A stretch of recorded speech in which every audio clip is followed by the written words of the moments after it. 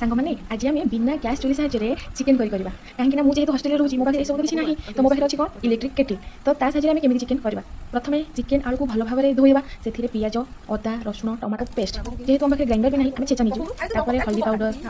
chilli powder chicken मसला धनिया powder जीरा पाउडर जहाँ भी आम चिकेन करते तरकारी पड़े किसी तेल आवश्यक अनुसार लुण से पकईकि भल से पूरा गोटे मिक्स करदे तापर कौन करवा इलेक्ट्रिक केटिल रे पानी दबा कहीं इलेक्ट्रिक केटिल केवल बॉयल काम कराए ता छड़ा आउ किसी करें पानी है मुख्य बिना पानी से हो पार तो से पानी देकी सिझेबा 4 ରୁ 5 थर इलेक्ट्रिक केटिल को ऑन करवा कहीं ऑटोमेटिक अधिक हिटेला बंद हो जाए 4 ରୁ 5 थर ऑन करवा तापर फाइनाली आमको गोटे मिल टेस्टी वाला चिकेन करी लास्ट को कौन करवा गरम मसला पकईदेवा पूरा रेडी आउ एटा को मानक योग्य जो मैंने मो परी हॉस्टेल रोचंती आउ से जो सब बेले पानिया डाली तरकारी खाई पूरा बोरिंग होथिबे आ जो पाखे इलेक्ट्रिक केटिल अछि ताले एमती टेस्टी वाला चिकेन तरकारी खाई